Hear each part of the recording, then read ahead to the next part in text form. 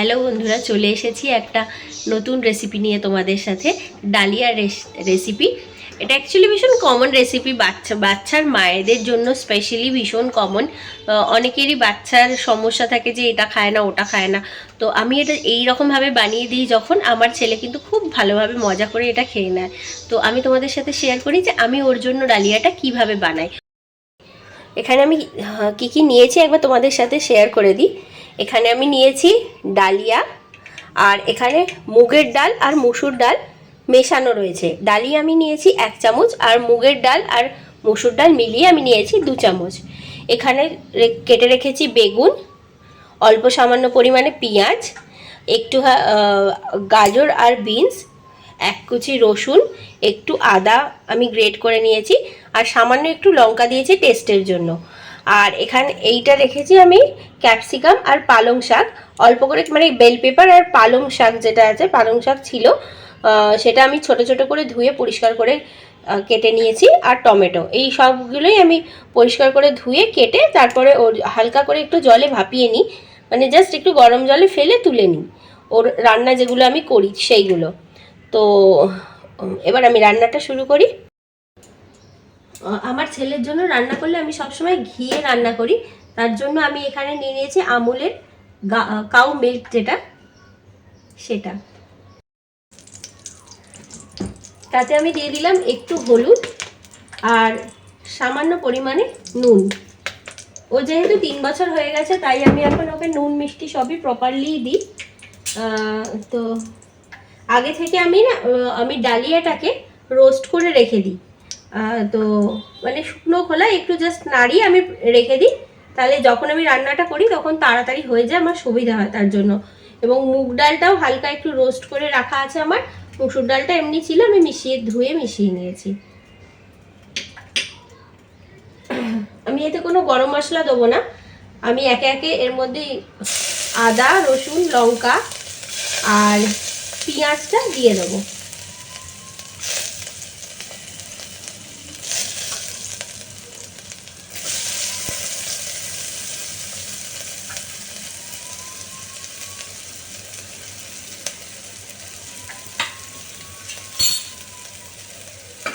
আমি কোনো কিছু ফ্রাই করার জন্য খুব বেশি টাইম নেব না,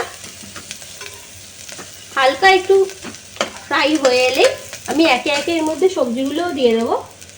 প্রথমে আমি দিলাম এতে বেগুন আর বিনস গাজর,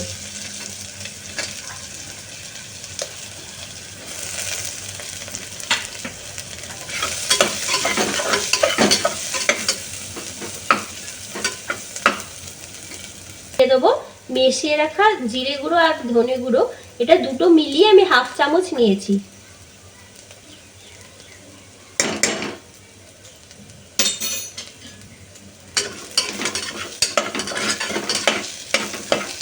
যেহেতু সবজিটা কম আছে, আমার সবজিটা হালকা ভাজা ভাজা হয়েও এসেছে, তো এর মধ্যে এখন আমি দিয়ে দেবো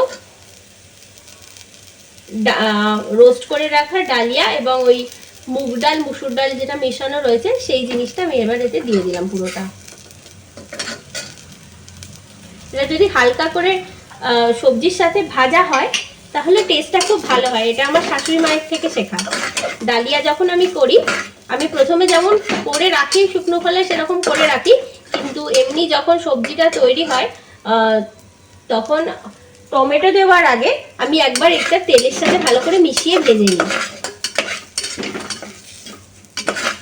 একটু বাচ্চার রান্না যেহেতু অল্প একটু নাড়িয়ে নিলেই হবে। এবার এতে আমি দিয়ে দিলাম টমেটোটা, বেল পেপার আর পালং শাক। এখন যেহেতু বাচ্চাদের সবজি খাওয়ানোটা একটু প্রবলেম, তো একটু ওদের মতো টেস্টি করে বানিয়ে নেওয়া যায় যদি, তাহলে কিন্তু ওরা খেতে ভালোবাসে। আর এই জিনিসটা এত কালারফুল হয়, তার জন্য আমার ছেলে আরো ভালোবাসে। এমনি ওর খাওয়া নিয়ে খুব ঝামেলা, তো তার জন্য আমি চেষ্টা করি যতটা কালারফুল ভাবে ইন্টারেস্টিং ভাবে ওকে দেওয়া যায়। তো আমি এখানে এখন সবকিছু দিয়ে দিলাম, হালকা করে নাড়িয়ে নেবো আমি এবার।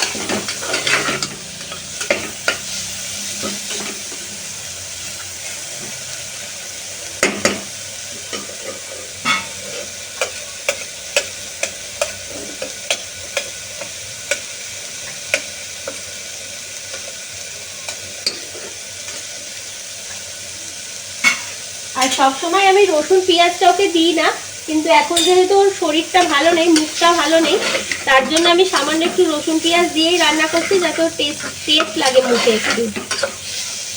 এখনকার সব বাচ্চাদেরই এখন যেটা হচ্ছে ভাইরাল হচ্ছে, তো ওরও হয়েছে, তার জন্য কিছু খেতেও চাইছে না। তো ডালিয়াটাও একটু ভালোবাসে খেতে। এবার একটু কিছুক্ষণের জন্য আমি এটাকে চাপা দিয়ে দেবো।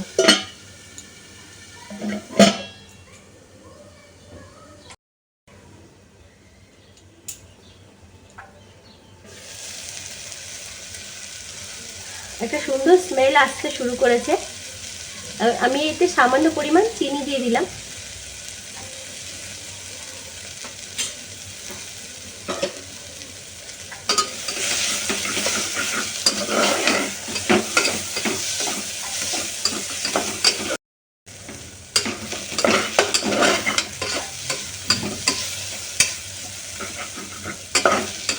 আমার মোটামুটি ভাজা হয়ে গেছে, এর থেকে বেশি ভাজার দরকার নেই, কারণ যেহেতু এটা আমি প্রেসার কুক করব। টমেটোগুলোও মোটামুটি নরম হয়ে গেছে, বেগুন টেগুন সবই গলে গেছে। আর এটাতে না আমি আলু দিইনি, আজকে আমি আলু স্কিপ করেছি।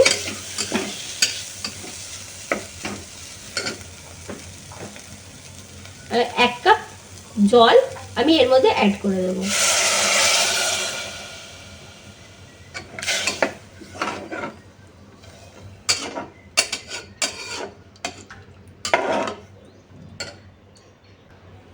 তো আমি এতে সামান্য পরিমাণ নুন দিয়ে দিচ্ছি, প্রথমে দিয়েছিলাম তাই খুব বেশি দেবো না, অল্প পরিমাণ দিলাম। আর চিনিও রয়েছে,